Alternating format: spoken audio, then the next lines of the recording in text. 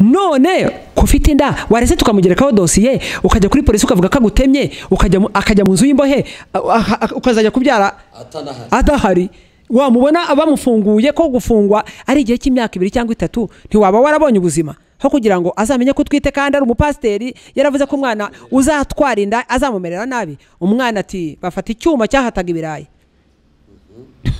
baragenda bagisiga amaraso barareka barangije bahamagara polisi ije ndyamye na wa mwana muri umunawe nagiye kumva n'umupanda gari imbere y'umuryango baraza bati pastor Tesira arihe ko yatemye umwana we akamutera icyuma ku kano ninjira muri pandagari mu gihe nyisobanura ngo ndi umukozi w'Imana sinakora ibyo babanyurije pandagari namaze iminsi 9 kuri brigade ya Remera amajoro 9 n'amanywa 9 uko basohoye mu nzu nambaye ipinjama n'igitenge mu mabere nuko nagiye barangambanira buracya mu gitondo umwana araza yabyimbye ikirenge avuye kuri polisi kwivuza polisi hamya ko namutemye kuko igisebe cyari kiriho n'icyuma gifite muri envelope.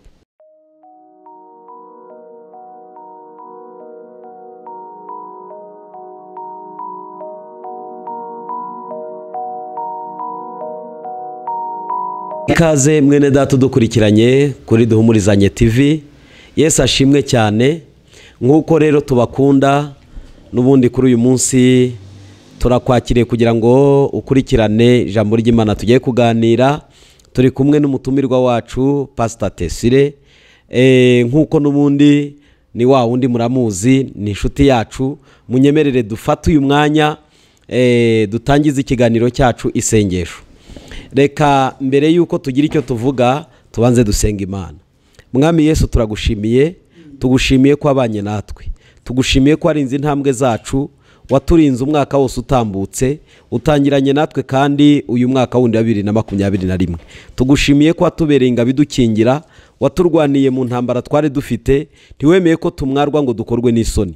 Na n'uyu munsi dufite amashimwe yo kugushima. Nyemerera ikiganiro tugiye gukora kitubera ikiganiro cyiza kuva mu itangira kugera ku musozo.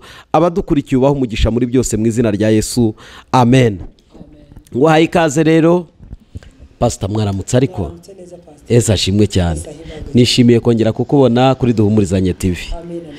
Uyu munsi navuga ngo ntewe iteka ryo kugira ngo tube turi kumwe, ariko numva shaka ko tugira ikiganiro dukora kandi abadukurikiye kugira ngo babashe kuza kumva icyo Mwuka Wera avugana nabo.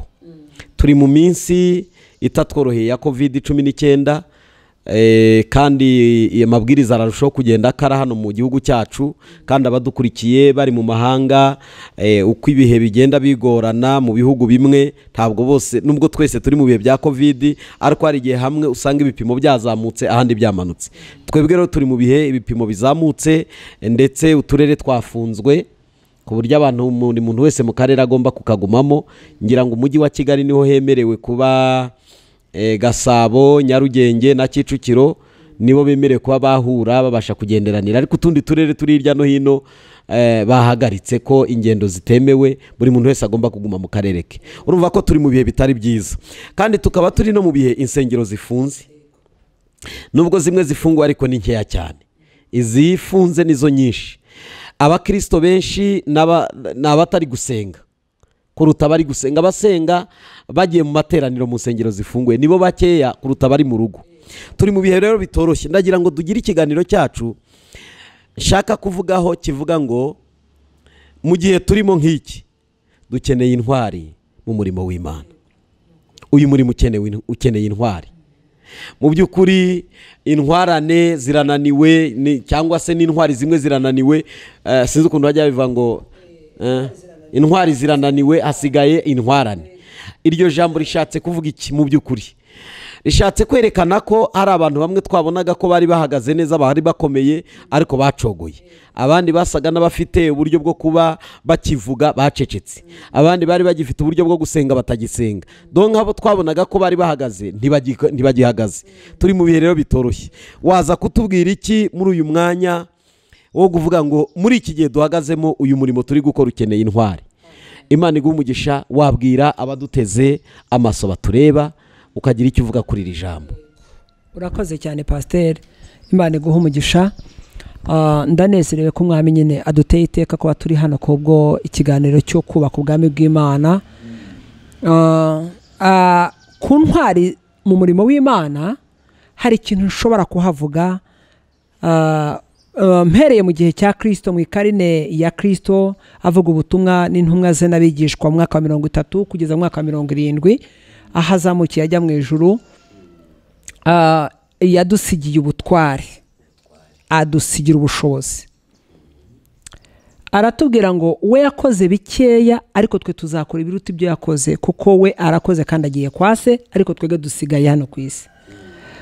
Rero intwari za mbere nazibonye mu muhamagaro wa Kristo igihe yari ari mu isi n'abigishwa be n'intumwa ze. Nitegereje neza ndeba urupfu bapfuye, nsanga bari abantu bari intwari mu murimo w'Imana. Kugira ngo umuntu ahorwe Kristo n'ijambo ry'Imana, arinde bacana inkwi bamutwike atarihakana Kristo, hari ikintu nabonye hari akinyongeramo imbaraga mu gihugu cy'umwuka. Kugeza aho bafashe undi bamushyira bamutera amabuye. Umwami ategeka ko bazana amabuye yuzuye imifuka, baramukubita. Ni Stefano. Bamukubita amabuye kugeza ubwo bavuga bati arapfuye, ariko arabyemera. Ba Petero i Roma barababamba bacuramye, ikimenyetso cyerekana ko Yesu bamubambye ahagaze, ariko we ngo kuko ari umugaragu ataruta shebuja, aravuga ati giye muramba. Arabyemera kubambwa acuramye. Hari n'uwo bashishuyeho uruhu, hari uwo batetse mu mavuta, uwo ni Yohana. Bamaze kumukura mu ngunguru yuzuye amavuta, ngo yavuyemo ameze afite umubiri nk'uruhinja, ngo barongera bamujugunya mu kirwa cya Patimo, cyari gifite mayiri 10 kujya hasi, upana mayiri 6. Sinzi ukuntu nabivuga mu Kinyarwanda. Kumanuka byari, ubwo navuga ko ari kilometero 10, ubwaguke ibirometero 6. Aremera, barongera bati hariya harimo barafu yateguwe irimo kubera kubababaza, harimo amahwa y'imicongoma, harimo inzara, uzajugunywamo imyaka 5 uri muri barafu witwa n'amahwa. Atari ku cyo dukeneye nuko wihakana Kristo n'ijambo ry'Imana. Bibiliya itubwira ko historia y'itorero ry'intumwa, amateka ya Bibiliya y'itorero ry'intumwa, atubwira ko Yohana yavuze ngo aremera kuri uwo munsi ko ashobora kujugunywamo kugira ngo ahorwe ijambo ry'Imana n'ubuhamya bwa Kristo. Intumwa z'Imana zemera gupfa urupfu rw'intwari, zemera kutihakana Bibiliya nk'ijambo ry'Imana, bemera guhamya ubuhamya bwa Kristo umwana w'Imana. Ziba intwari, bandika ibitabo byazo. Uyu munsi rero hari icyo ndimo nshaka kubwira abanyumva. Ndashaka kugira ngo nsabe imitima y'abantu b'Imana, si kubwacu kuba duhagaze, n'ubuntu twagiriwe. Kuba tukiri intwari dutwarana mu murimo w'Imana ntacyo turusha abandi, ahubwo nuko twamenye icyo Imana idushakaho. Ariko nanone hari intwari zahamagawe nk'uko twahamagawe, uyu munsi zikaba zinaniwe kandi zikiri mu murimo w'Imana. Uyu munsi zikaba zihagaze zitakiri intwari, yewe zitakiri n'intwarane, ahubwo ari abantu babaye ibigwari, babaye barukoma imbari nyuma y'ijambo ry'Imana, barimo bakurura ibirenge banageze hasi, kuko harabo mbonye n'amaso yanjye. Ese pastor ukiraho ngaho nenda kuvuga gatoya, ndagira ngo tuze kureba abantu batwaranye mu bihe bibi. Ahari impamvu abantu bitwaje ko covid ari yitumye abantu ducogora, tugasubira inyuma, tukava mu masezerano. Ese ibihe bibi keraho ntibyahozeho? Icyo ni ikibazo nibaza. Ese icya kabiri, hari abantu ibihe byo guhamagarwa mu murimo w'Imana byigeze byorohera? Icya gatatu, ese koko aba bantu batwarana hari ingororano? Kuko hari igihe umuntu avuga ngo ari kubundi ndakorera iki, ngo ari kubundi ndatwaranira iki. Nagira ngo tuze kureba ibi bintu uko ari bitatu. Sinzi, navuga urugero nka Dawidi, niba hari icyo umuziho mu gihe cyo guhamagarwa kwe no gutoranywa kwe, n'abamwitabye mu gihe cy'ikubita ry'ibya mbere bakabasha kumukurikirana, utubwire ese Dawidi yahamagawe ate? Ni bande bamufashije muri uwo muhamagaro? Ese intwari zabanye na Dawidi zakoze zite? Zahaza amagara yabo gute? Icyo kintu ndagira ngo tuze guhera kuri Dawidi. Dufite abandi benshi, ariko reka duhere kuri uwo. Yesu aguha umugisha. Imana iguha umugisha cyane. Uvuze Dawidi numva ndafashiwe koko, hari abantu nkunda bagaragaje imbaraga zabo mu bwami bwabo, bubashye Imana ya Israheli kandi bashaka no kuzamura icyubahiro cy'Imana kugira ngo kigaragare imbere y'ubwoko bw'Imana. Dawudi mu bihe byo akorera Imana, duhereye nk'ariya aho Sawuli yari umwami ariko ayoboye ubwoko bwa Israheli, Bibiliya bigaragaza mu ngoma za mbere ibice 12 ku murongo wa mbere tubona neza ahantu hererekanya bubasha bwa Sawuli na Dawudi wari wimitswe muri icyo gihe.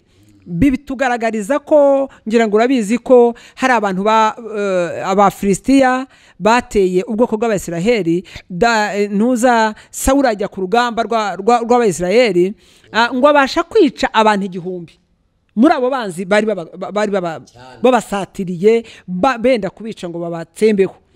Agirirwa umugisha wo kuba yakwica iki abantu 1000 b'abanzi b'Abayisiraheli. Hanyuma Dawudi, Bibiliya itubwira ko Dawudi kuba ari intwari mu murimo w'Imana n'uburyo yitanze afite ubushake, amaramarije umurimo ahamagariwe gukora, ngo yishe inzovu. Rero sinafata icyubahiro cya Dawidi ngo nkinganishe n'icya Sawuli. Sawuli yaragerageje. Sawuli ntabwo ari rukoma imbari, yari intwari, ariko araboneka mu mwanya wa kabiri kuri Dawidi. Rero uyu wabashije kwica inzovu yarwanye mu bihugu byinshi, yatwaye iminyago myinshi ayishyikiriza umwami. Hari ibyo yarinze gusahura ngo batware cyane, nk'uko Bibiliya bivuga ngo hari umurima wa Sayiri wari ahantu i Betelehemu ku gicumbi kwa Dawudi. N'Abafilisitiya niho barwaniraga bashaka kunyaga buriya butunzi bwa Dawidi. Ariko Dawidi kubera ko yari intwari aravuga ati hari abagabo nzi b'ibiharamagara. Bibiliya ivuga ngo bari barahaza amagara yawe. Mu by'ukuri turebye umuntu Imana yitwa igiharamagara ni umuntu wiyanze, ni umuntu witanze, ni umuntu utikunda, ni umuntu utirebaho, ni umuntu utagenda ku mabwiriza y'abantu runaka. Yewe ngira ngo nta n'amategeko amugenga, kuko igiharamagara ni igikuki. Akora igihe abandi bananiwe, igiharamagara yahaza amagara ye. Hari akantu nshaka kuvuga, hari umurongo turi buze kureba niki cyatumye Bibiliya ibita ngo ni ibiharamagara. Bagiye kuvoma amazi ku iriba ry'isibaniro ahantu i Betelehemu ku rurembo rwa Dawidi, ariho ingabo z'Abafilisitiya zari ziganditse zishaka kubica ngo zibamarire kuri iryo riba, barasana bakubita amabomu ngo basahure imirima ya Sayiri y'ubwoko bwa Dawidi. Ariko Dawidi aravuga atoya, ngo hari abagabo bamusanze mu buvumo bwa Duramu, ngo Dawudi ababonye ngo amanurwa no kubasanganira, ngo atega amaboko ati bagabo bene data, nimba muzanywe n'amahoro mutaje kungambanira ku banzi banjye, Imana yanjye ni yanyu ibimwe, ariko niba muzanywe no kungambanira ku banzi banjye nta rugomo nagize, Imana yanjye yabasogokuruzi barebe bahane. Ngo umugabo umwe yitwaga oya, uwo mugabo yitwaga, reka nze murebe, Amasa. Yitwaga Amasa. Ngo yari umutware wabo ngabo 30. Ngo yuzura umwuka wera, ngo aravuga ati Dawudi mwana wa Yesaya, amahoro abe kuri wowe no kubagutabara, turaba mu ruhande rwawe, turi amaraso yawe, ntago tuzanywe no kukugambanira ku banzi bawe, tuje kugutabara, turaba mu ruhande rw'abagutabara. Dawudi ngo yumva ihumure mu mutima, ngarabicaza, ngarabagira ati ariko hari ikintu numva mwankorera nk'abantu baje mu ruhande rwo kuntabara. Ati nkumbuye amazi y'iriba ry'i Betelehemu ku gicumbi cya Dawidi. Ayiwe, ngo abo bagabo bahaza amagara, yarakumbuye amazi y'iriba ry'iwabo, urumva yari yarahunze umudugudu, aragenda ajya kugandika mu buvumo bwa Duramu, yihisha Sawuli mwene Kishi wari waramuteje abanzi kujya kumwica ngo ntazayobora ubwoko bwa Isirayeli. Ba bagabo bahaza amagara yabo, Dawudi ababonye, umutima wa Dawudi ubumwe n'uwabo usa n'uwa Dawidi. Ngo babwira umwami Dawidi bati amahoro abe kuri wowe no kubagutabara, twebwe tuje mu ruhande rwawe, tuje kugutabara. Dawidi aravuga ati ihumure ribe kuri imwe nanjye. Noneho ubwo muri intwari, muri abagabo bahaza amagara, ngiye kubabwira icyo nifuza.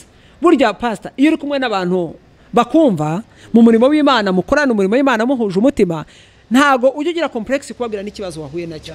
Urababwira bakavuga bati mushumba ntugire ikibazo, bakwirukanya mu nzu turayishyura, imodoka yabuze essence turayigura, pastor ufite urugendo rw'ivuga butumwa, abana barashonje. Abagabo nkabo ni ibiharamagara mu murimo w'Imana, baje n'intwari zitwarana zisiganirwa kugera aho zitegekwa kugera. Dawidi rero ngo ababonye amaze kubona ko umutima wabo uhuye n'uwe aravuga ati hari ikintu ushaka ko munkorera. Muzi ko nkumbuye kunywa amazi y'iriba ry'i Betelehemu ku gicumbi kwa Dawidi i Betelehemu. Abagabo bati usiwe na wasiwasi, twebwe hariya turahagera, turabizi ko abafilisitiya bahaganditse no mu murimo wa Sayiri niho barimo barasanira bamenera amaraso, ariko mwami Dawidi turakwizeza ko twagusanze twiyemeje kugutabara. Uko niko itorero, umushumba n'abakristo be nibyo bihe bakwiriye kubamo, bagahuza umutima, bakaba mu mwanya umwe, bagafatanya mu bishoboka n'ibidashoboka. Ntihagire umuntu wigunga, ntihagire umuntu uheranwa n'ikibazo, ntihagire umuntu wicwa n'ubukene, ntihagire umuntu umutabara, kandi turi ingingo zigirana muri Kristo Yesu. Nicyo kintu twabwira abatwumva, yuko dukwiriye kuba abantu bahuje umutima mu murimo w'Imana, tukaba abantu bahurije ku ijambo ry'Imana, kandi tukazamurana amaboko nk'abakozi b'Imana mu murimo w'Imana. Rero ngo babagabo baritanga babwira Dawidi bamusiga mu buvumo bwa Adulamu, baramanuka ku iriba ry'isibaniro. Ngo umugabo umwe Abishayili ngo afata agacuma k'amazi, ngaravuga ati mwami Dawidi turagiye, ntago twitaye ko bari buturasa amabomu, bari badukubita amagerenade. Icyo nzi cyo nuko imbaraga mfite n'Imana nizeye, n'ukuntu niyemeje guhagara mu ruhande rwawe, ndavoma amazi ku iriba ry'isibaniro kandi ndayakuzanira Dawidi. Ngo Dawidi asigara hahandi. Ngo abo bagabo uko ari batatu baramanuka baragenda. Umwe yari yarabanguye icumu rye ngo yica abagabo 300, undi yari yarisha ababisha nawe bari bafite ibyubahiro bitangana, nk'uko Imana ihamagara abantu mu mihamagaro itangana itandukanye, ariko umuntu wese akamenya uburyo yakorera Imana. Noneho ngo baramanuka bajya ku iriba ry'isibaniro, ngo basanga bararasa amaraso arameneka. Ngo barunama ka gacuma arunama mu iriba avoma amazi. Amaze kuyabona gutya, mu Bibiliya iravuga ngo bakubise ababisha kuva iburengerazuba kugera iburasirazuba. Ngo abo nibo bagabo b'intwari bambutse amazi Yorodani yuzuye mu kwezi kwa mbere, amazi yarenze inkombe. Urumva ko bambutse Yorodani amazi yuzuye yarenze inkombe, banyaga iminyago. Umurimo wa Sayiri bawusubiza Dawidi, ntibatwarwa n'abafilisitiya, bavoma n'amazi ku iriba ry'isibaniro ngo bayashyira Dawidi. Bibiliya iravuga ngo umurongo wa 15 hano ngo abo batatu kuri babandi 50 baramanuka basanga Dawidi ku rutare rw'ubuvumo bwa Adulamu. Ingabo z'abafilisitiya zari zihagerereje mu kibaya cyitwa Arafa. Ubwo Dawidi yari mu gihome, kandi abanyagihome b'abafilisitiya bari Betelehemu. Dawidi akumbuye aravuga ati icyama nkabona unsomya ku mazi y'iriba ry'i Betelehemu, y'iriba ry'i Betelehemu. Ngo maze abo batatu barwanira mu ngabo z'abafilisitiya, bavoma amazi ari ku iriba ry'irembo ry'i Betelehemu, bayajyanira Dawidi barayamushyira. Ngo ariko Dawidi yanga kuyanywa, ahubwo ayabyarira imbere y'Uwiteka. Aravuga ati Imana yanjye indinde sinkore ntyo, ndebe nkwe amazi y'aba bagabo bahaze amagara yabo, kuko bayazanye bihaze, nicyo cyatumye yanga kuyanywa. None pastor ukiranga, yego, abantu benshi uvuze ku bantu bamaze guhara amagara yabo bitwa intwari. Turi mu bihe bitoroshye, ibiha abantu banze guhara amagara. Uhereye ku ntumwa za Kristo, ntumwa zahagaranye na Dawidi ku rugamba rw'Abayisiraheli, ukoze mu isezerano rya kera n'irishya, ndaza no kugera no muri iki gihe cyacu turimo. Urakoze cyane. Abantu benshi urabizi ko hari igihe giherutse gutambuka abantu bavuga ngo gutura ntibyemewe, bakavuga ngo no gutanga icyacumi ntibyemewe. Mbese bigaragara nk'aho imirimo y'Imana yahagaze. Barayifobya bayipfusha ubusa.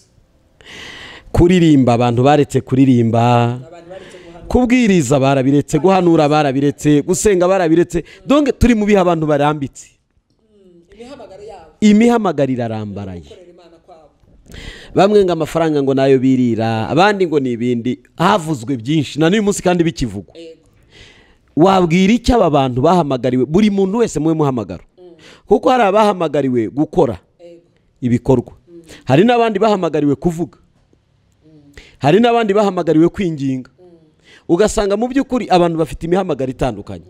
Aba bantu barambitse batari guhagarara ngo buzuze ubutwari bahamagariwe, watanga message yihe kuri bo?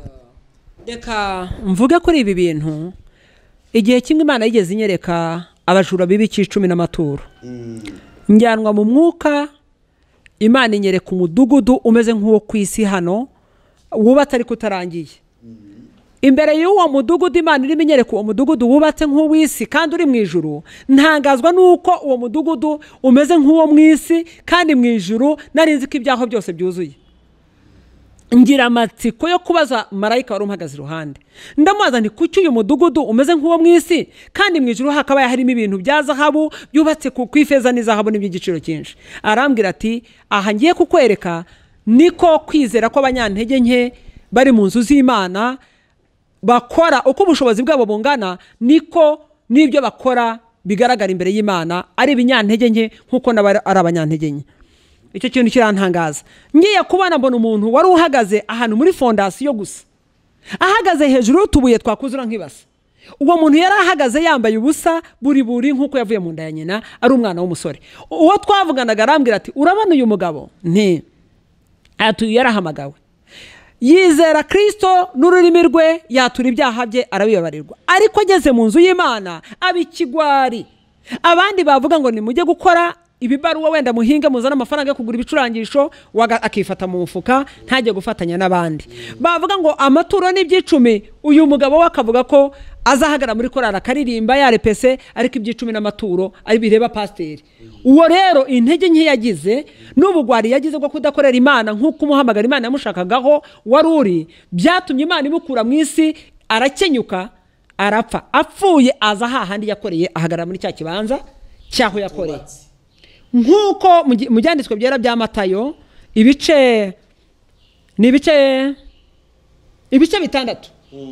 ku murongo wa 19, ibice 6 ku murongo wa 19, ndibaza ahantu Bibiliya yivuga ngo aho umutima wawe uri niho ubutunzi bwawe buzaba buri. Ni Matayo ibice 6 ku murongo wa 19, ndibaza ko ari aho ngaho. Yego, basome kugira ngo abantu baze kumva, tubwize abantu ukuri kw'ijambo ry'Imana. 6:19. Yego, ngaha aravuze ngo ntimukibikire ubutunzi mu isi, ntimukibikire ubutunzi mu isi, aho inyenzi n'ingesi ziburya, kandi abajura bacukura bakabwiba, ahubwo mwibikire ubutunzi mu ijuru, aho inyenzi n'ingesi zitaburya, n'abajura ntibacukure ngo babwibe, kuko aho ubutunzi bwawe buri ariho n'umutima wawe uzaba uri imbere y'Imana. Pastor, iri jambo ryarambabaje, maze kuribona ndebye ukuntu umuntu ahagaze hejuru y'ikibanza kiriho amabuye yakuzura akabase, kandi bitagishoboka ko yasubira mu isi ngo abashe gukora ubushake bw'Imana. Umarayika arambwira ngo uriya uhagaze hariya ureba n'umunebwe, n'umuzayifu, n'uwakururaga amaguru mu nzu y'Imana, n'uwagendaga uko ashatse, n'utaragenderaga ku mahame ya Bibiliya n'ijambo ry'Imana. Iyo aza gukorera Imana agatanga imbaraga ze, agatanga amafaranga ye, agakora ibyo abandi bakoraga, yari kubaka ubwami bw'Imana mu ijuru. None hari harangana na hamwe yabashije gukorera ari mu isi. Ndamubaza ngo azicara ryari mu nzu yuzuye? Ese iyi fondasiyo izajyaho amatafari ryari? Azagira ku irenta ryari? Azasakara ryari? Ataho imirimo ye yagereje, uko imbaraga ze zanganaga n'ububyutse yari afite mu murimo w'Imana, naho aho ngaho niho azahagarara kugeza iteka ryose. Koko uzajya aho wakoreye, uzaba mu nzu wiyubakiye, uzaryama ku gitanda baguze, amashanyarazi arimo uzayakorera, nta cy'Imana gipfa ubusa, ntabwo uzabona ibyo utaruhiye ku Mana. Niyo mpamvu avuga ngo imirimo y'abera izabaherekeza, kandi umukiranutsi azagubwa neza kuko azaherekezwa n'imirimo ye.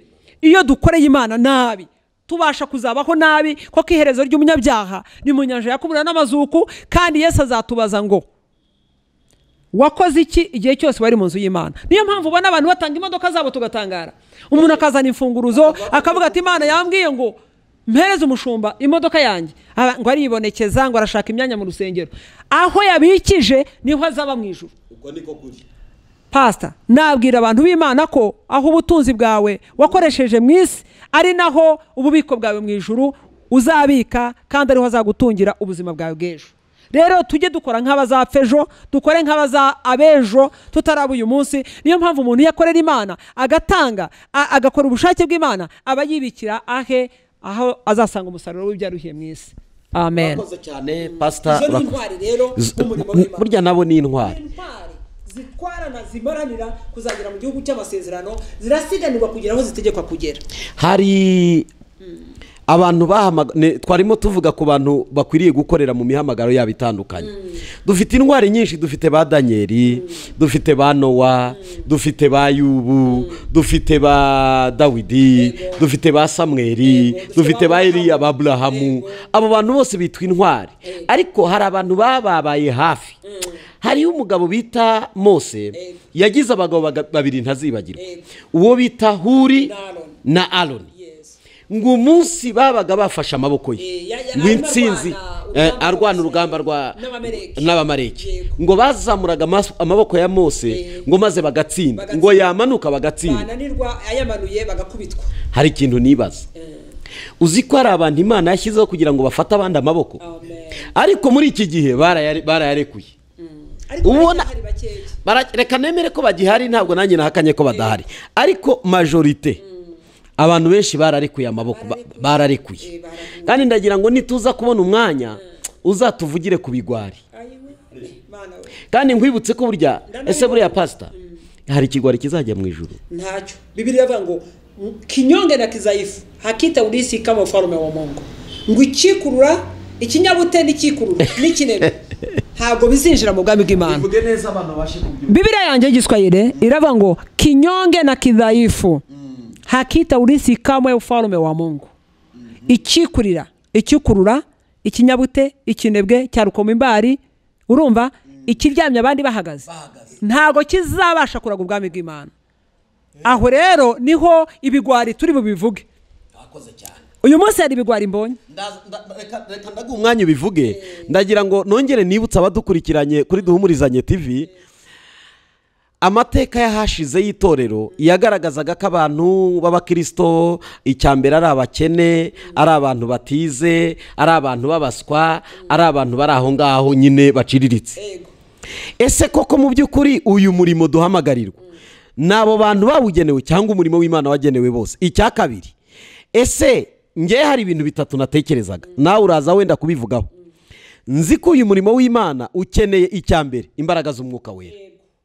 Ese imbaraga z'umwuka wera zigira abazakira n'abatazakira? Icya kabiri, nzi ko uyu murimo ukeneye icyo twita ubwenge bw'Imana n'ubwenge bw'isi, icyo twita ubumenyi. Umuntu akagenda akiga akagira ubumenyi, ni ngombwa, birakenewe. Kandi icya kabiri, ariko akagira n'ubwenge bw'Imana muri we, kuko ubwenge bw'Imana biravuga ngo kubaho Uwiteka nibwo bwenge, kuva mu byaha niko kujijuka, kwa detaya, ariko kandi akenemo n'ubumenyi.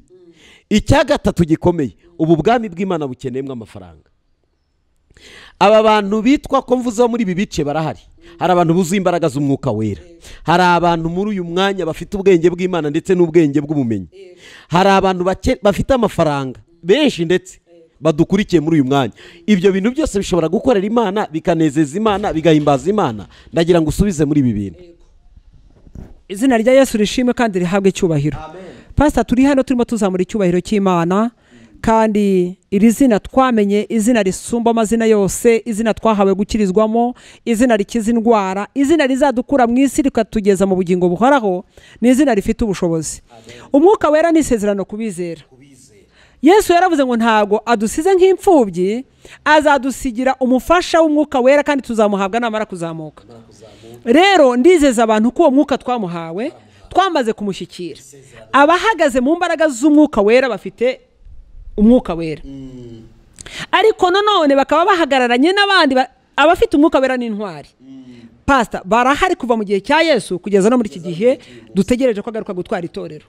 Iri torero Kristo azaza gutwara ni itorero ry'intwari zirimo zitwarana, zimaranira kuzagira mu bugingo buhoraho, zirasiganwa, zirahagaze, haba ibihe bigoye, ziteguye gupfana na Kristo, zitare ku ijambo ry'Imana. Ibyo narabibonye. Nabonye ko umuntu adashobora kwihakana Kristo naho yabageze mu makuba, ageze no mu byago, ngo unyuze hirya kugira ngo uramire ubuzima bwawe. Imana yacu ishimwe kandi ihabwe icyubahiro. Umuntu yigeze kumfatirana, arambeshyera, arambwira ati nuvuga ko wakoze kino kintu ndasiba urubanza bakure ku rutahe. Nari mfungiye kuri brigade ya Remera, ni vuba aha ntabwo ari kera. Icyo kintu cyarabaye, umuntu akambwira ati emera uvuge ko wantemye.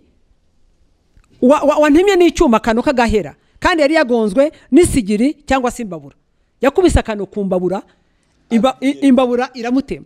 Noneho yari afite inda atwite ateganya kuzabyara, jewe ndi mu nzu y'imbohe koko nari mufite ububasha bwo kuba namumera nabi mu gihe yasambanye agatwara inda y'indaro. Waribwira ati ninkora akagatendo mama baramufunga. Mu Rwanda itegeko ryaho kuvuga ngo umuntu yatemye umuntu azajya gufungurwa, agenda narabyaye naragiye byararangiye. Noneho arwana na murumuna we n'umwana wanjye w'imfura uriya Dota, barwanye bafata televiziyo, umutoya akurura menshi z'umukuru amukubita hasi amujya hejuru. Jewe ndyamye nsanga umwe yaniza undi, ndaza afata umwuko mwibase ibyombo ntangira gukubita umwe mukuru kugira ngo ave hejuru ya wa wundi mutoya. Noneho uko nakamukubise bamwuka ku kabuno ke asohoka, aragenda agonga isigiri yari imbere y'umuryango, akanuka gahera isigiri ragatema. Igatemye aragenda ajya ku rugo rw'umuturanyi mubi, duturanye n'abantu babi b'abagenama babi kandi barwanya imbaraga z'Imana zitubamo. Umwana aramubwira ati imbabura irantemye, mama arankubise ankura hejuru ya wera murumuna wanjye, none dore uko ngize. Ati imbabura irantemye akano, none kufite inda warese tukamugerekaho dosiye ukajya kuri polisi ukavuga ko agutemye, akajya mu nzu y'imbohe ukazajya kubyara adahari.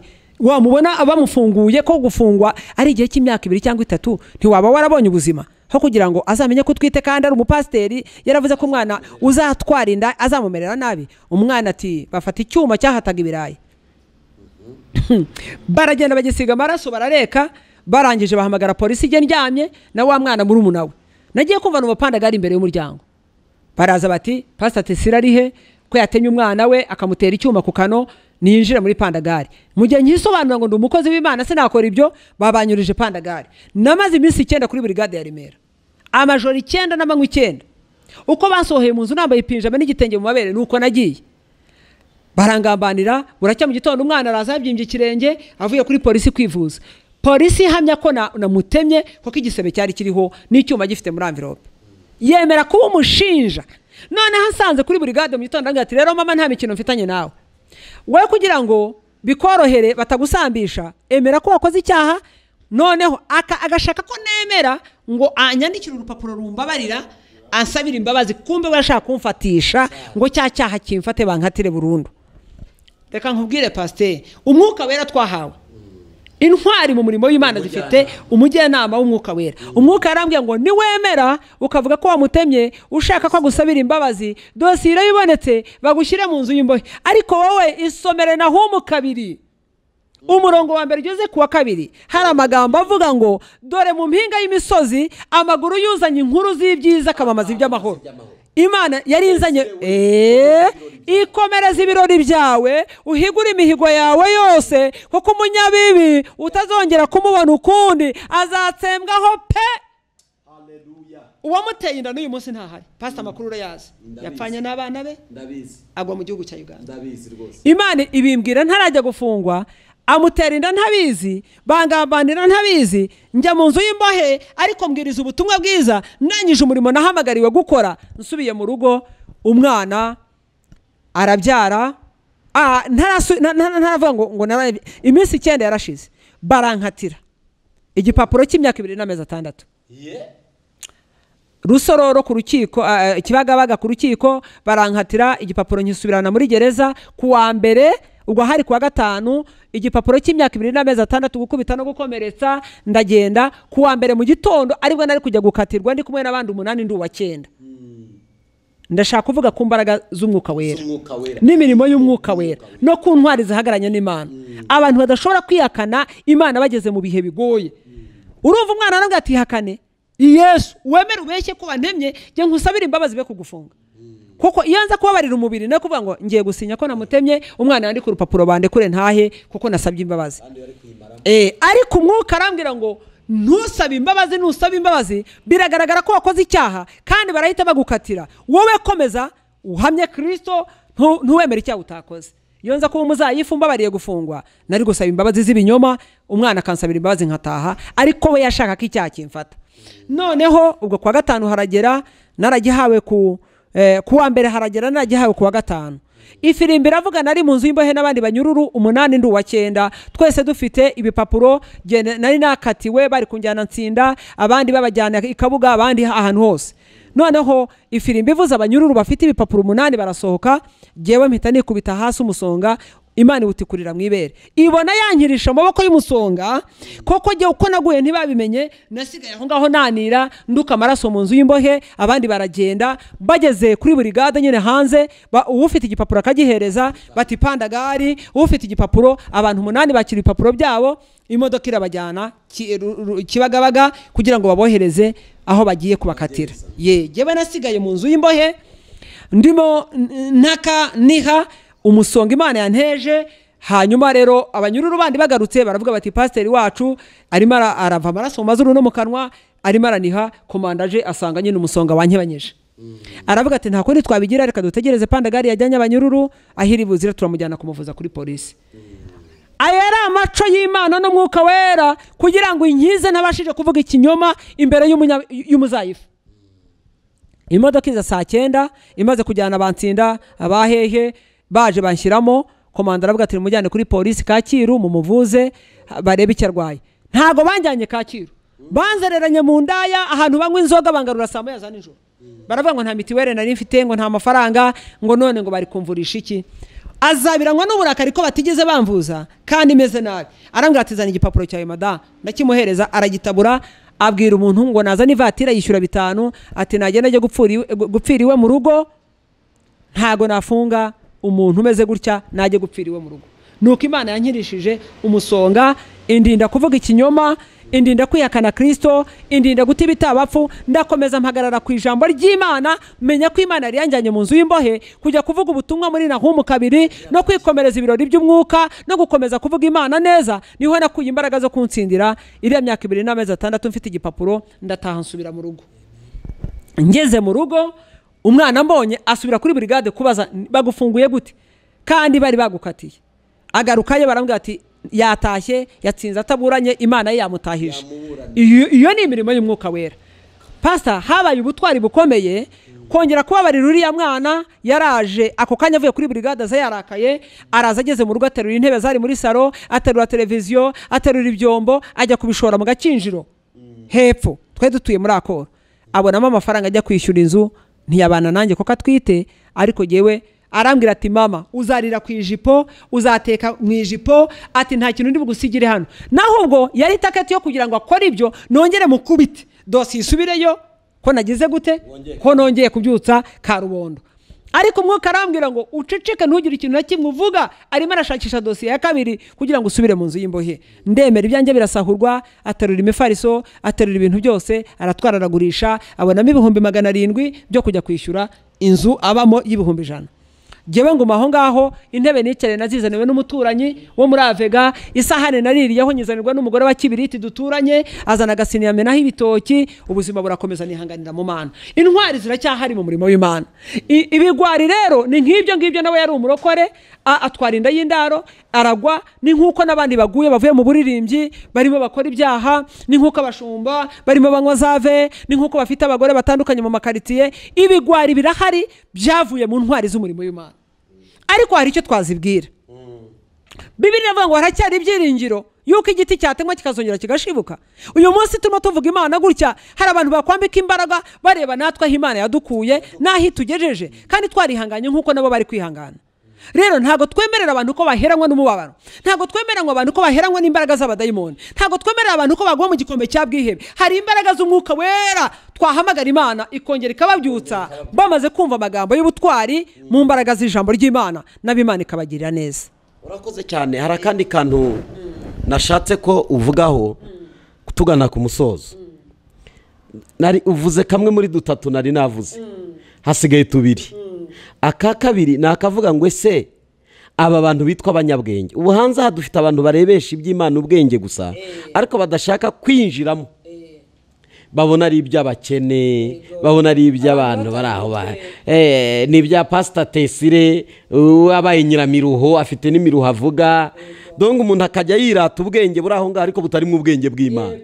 Ese aba bantu Imana yabibakeneye? Imana irabakeneye abagabo. Ikindi urasorezaho rero, ese iri jambo ryitwa amafaranga arakenewe mu murimo w'Imana nk'abantu bafite uwo mutima w'ubutwari gukoresha amafaranga yabo? Hari impamvu mbikubwira. Dore Pastor Tesire uzi kuvuga, ariko hari umuntu utazi no gushima. ariko ukurusha amafaranga ashobora gukoresha mu murimo w'Imana, iri vugabutumwa rikaguka, ibintu byinshi bigakorwa. Izi nsengero kera nakuze mbona abantu iwacu batanga ibibanza by'aho bubaka, ugasanga umuntu atanze agasozi kose, mugende mwubaka urusengero, akavuga ati mbahaye inka zanjye 5, kandi ugasanga nta nasenga cyane. Ariko dufite abantu basenga cyane badakora, badatanga. Azasenga abe mu masengesho, ariko nimuvuga amafaranga ahita ashushirwa, arwari. Donc ndagira ngo uvuge kuri utwo tuntu ko ari tubiri. Imana ikomere umugisha. Cyambere, aba banyabwenge bize bafite ubwenge, Imana irabakeneye bagire n'ubwenge bw'Imana. Ese aba bantu bafite amafaranga, Imana irabakeneye ngo bayakoreshe mu bwami bw'Imana. Pastor, ngira ngo nakomeza mvuga ku ntwari, kuko ikiganiro cy'intwari kiramfasha cyane. Intwari mba ndumva ari abantu bitanze bamaramaje, ari abantu biranguje, ari abantu biyemeje, ari abantu banamuje, ari abantu bareza agatuza mu butunzi bwabo, mu mbaraga zabo, mu bwenge bwabo, mu bushobozi bwabo. Ahantu hose intwari ugenda uzibona. Rero izo ntwari zirakenewe mu murimo w'Imana. Natangiye mvuga mu ntwari ziri mu murimo w'Imana, zamamaza ubutumwa bwiza, intwari zisenga, intwari ariko noneho zivuga ubutumwa bwiza, ariko tugeze no mu ntwari zifite ubutunzi. Kandi izo ntwari zishobora no kuboneka no mu bantu batari abarokore, abantu batakijijwe, bavukanye umutima wa kimuntu, umutima wo gufasha. Izo ntwari Pastor njya nzibona. Hari igihe nagiye mu gihugu cyo hanze ntafite amafaranga yo kuba nakwishyura itike yo kugenda, ariko umuntu umwe utarunakijijwe arambwira ati Pastor, jewe urugendo rwawe ndarwisharizaho, ndakujyana kandi nzakugarura na hotel uzaryama muzayishyura.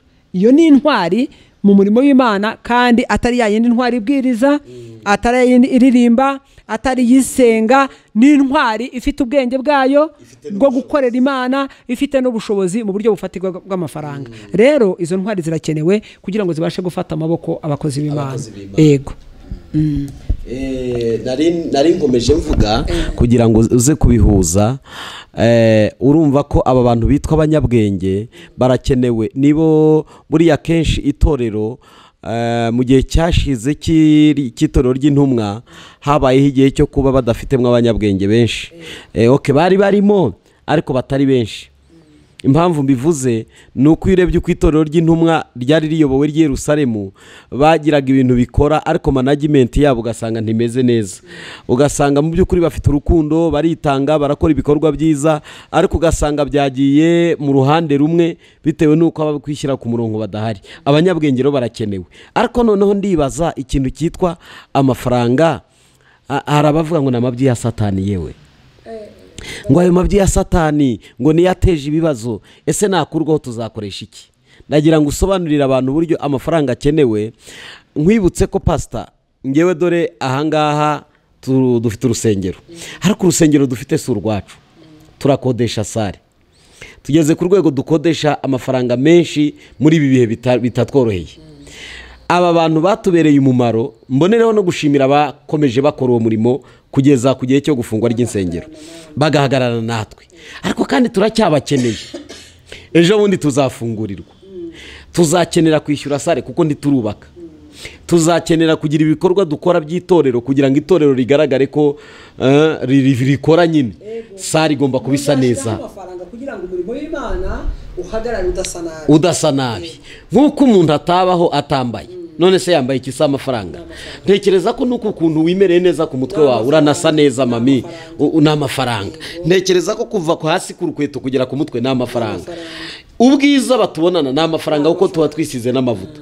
Urusengero narwo rufite ibintu byinshi bikenera amafaranga. Waza gutangaza iki ku bantu bavanga ariko twe ntituzi kubwiriza, ariko bashobora kuba bafite amafaranga? Ese nabo bavuga ubutumwa mu mafaranga yabo? Twavuze ku gice cy'abuzuye umwuka wera, bashobora kuba buzuye umwuka wera badafite amafaranga. Tuvuga ku gice cy'abafite ubwenge, bashobora kuba bafite ubwenge bw'uko bize, bashobora kuba bafite amafaranga cyangwa batayafite. Ariko noneho tugeze no ku gice cy'umuntu ushobora kuba afite amafaranga atari uko yuzuye umwuka wera cyane, atari nuko wenda afite ubwo bwenge bwinshi cyangwa se abufite, yakora iki muri iki gihe tuvuga atari n'umuvugabutumwa? Ese aya mafaranga ye yavuga ubutumwa akitwa intwari nawe akabarirwa mu bantu batwaranye? Imana iguhe umugisha, ndagira ngo utange ubusobanuro. nk'uko natangiye nkubwira, njyewe niwe ndavuga ubutumwa bwiza ku ma YouTube channel, ariko ndimo mfatwa amaboko yanjye afatwa n'abantu batari n'abarokore. Ndashaka kuvuga ko umutima wo kugira neza n'umuntu uvukana, kandi n'ubuntu nawe aba yaragiriwe n'ubutwari. Nimba umuntu ashobora kukubwira ngo nzishyura YouTube channel yawe 100 bya buri kwezi, abaririmbyi nzabishyura amatike, kandi akabikora atanakuzi, atazi umuryango w'iwanyu, izo ntwari zirakenewe mu murimo w'Imana. Hari undi n'ubu simuzi, nawe ntanzi, ubonye ko muguha ngo muvugane. Ariko uwo muntu yaritanze, abonye umwana wanjye gusa umwe, aravuga ngo uyu mwana uririmba muri korali ya Foursquare nzamwishyurira amashuri ye yose, ari muri secondaire mu wa 5. Ubu azamwishyura secondaire ayirangize, yishyura université, masters, doctorat, yamaze kubisinyira, kandi ntatuzi, arimo arazamura amaboko yanjye kugira ngo mbashe gukorera Imana. Ntaremerewe, nta nugo muzi, naba mushiki we ntanamuzi. Izo ni intwari zifite amafaranga zisapotinga umurimo w'Imana. Izo rero Imana nazo irazikeneye, ziri kuzuriza amasezerano nahawe n'Imana. Uwanyubakiye inzu ya miliyoni 18, urumva ko ni Perezida Kagame, ni intwari. Wowe yaranabusanganywe, ariko urumva aho yakuye amafaranga ntago yatanze ngo nuko ari umuvugabutumwa, nuko ari umurokore, arakorera Imana, kuko nta butegetsi bujyaho butarashyizweho n'Imana. Rero izo ntwari turazikeneye, zishobora gusapotinga umurimo w'Imana, zigatera inkunga umurimo w'Imana. Hatari amafaranga ntacyo twabasha gukora. Na Yesu yabwiye abigishwa be ngo nibajugunye urucundura barabisamaki, bajyana umusoro kwa Kayisari.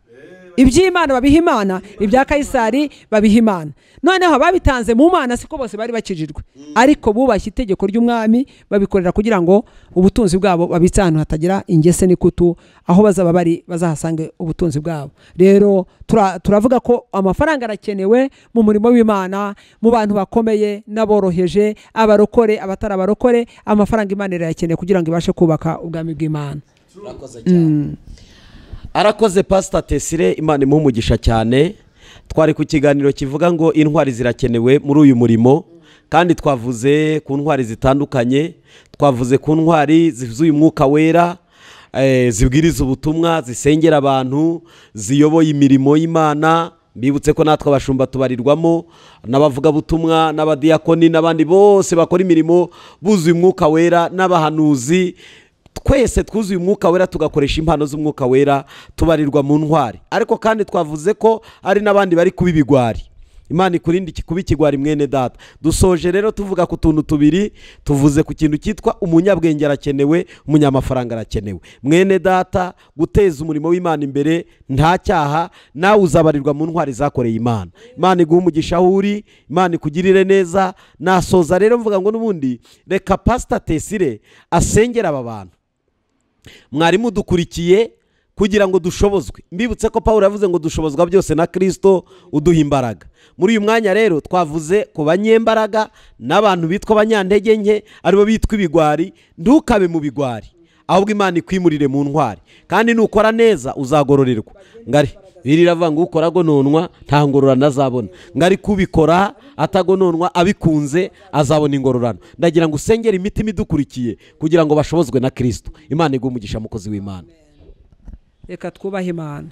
Data, turagushimiye kubw'umurimo w'Imana twakoze hano kuri iyi TV. Turabizi yuko ubwoko bwawe buri bukurikirana iki kiganiro, kandi bugakurikirana ijambo ry'Imana. Mwami Imana, unyemerere mbasabire umugisha abantu bose bari bwumva ijambo ryawe, mbasabiye umugisha. Mwami, wavuze ubutumwa mu isi, urazamuka ujya mu ijuru, wicara iburyo bw'Imana, udusiga hano nk'abagabo bo kuguhamya no kwamamaza ibya Kristo. Mwami, twakuvuze, twavuze ineza yawe, twavuze imirimo n'ibitangaza udukorera. Ndaguhamagaye ngo abantu bitiriwe izina ryawe bumve ijambo ryawe, bagirire neza. Hagurutsamo abanyamaboko n'abanyembaraga babasha guhagarara mu murimo wawe. Hagurutsa imitima ikeneye kugukorera, mu izina rya Yesu. ibibashoboze. Mwami, ntabwo ari twe twakora ibyo gukiranuka, nta mbaraga dufite zadushoboza ibyo, ahubwo dushobozwa byose na Kristo uduhereza imbaraga. Fasha abantu bawe rero, fasha imitima iguwe n'abaya masaha yongere igubwe neza kubw'ijambo ryawe. Fasha abantu bose bari mu bute n'ubunebwe bongera bahagurutswe n'imbaraga z'umwuka wera. Hagurutsa abantu bitiriwe izina ryawe, abarushye n'abaremerewe, wongere ubakirize itara ry'umwuka wera, baruhurwe n'ijambo ryawe ko kuri karuhura Kristo. Mana, ababuze ibyiringiro waravuze ngo igiti naho cyatemwa cyakongera kigashibuka. Abantu benshi baryamye mu gikombe cyo kwiganyira, baryamye mu gikombe cyo kugwa, cyo gutegereza Kristo agatinda kuza, bakava mu byizerwa n'ibyasezeranyijwe. Mana, umwuka wera niyongera hagurutsa abantu bawe, ongera usuke ububyutse mu mitima y'abantu bawe, ongera amajwi y'umwuka wera yumvikane mu mitima y'abantu bawe, ongera uhagurutse abakozi bananiwe, ongera uhagurutse barukoma imbari inyuma y'abandi, ongera uhagurutse imitima yaguye isari ikagwa ku nzira, isarura ritaragera. Mwami, fasha abantu bawe, urwanye ibyabarwanya, utsembe ibyabatsemba, unanize ibyabananiza, utesha agaciro ibyabahagurukira, ubambe amahema ibendera ryo kunesha hejuru y'ubwoko bwawe. Ngaho turemera amashimwe, tuzumva abantu bagushima kubw'imirimo n'ibitangaza wabakoreye. Dusenze twizeye mu izina rya Yesu Kristo, umwami n'umukiza wacu. Amen.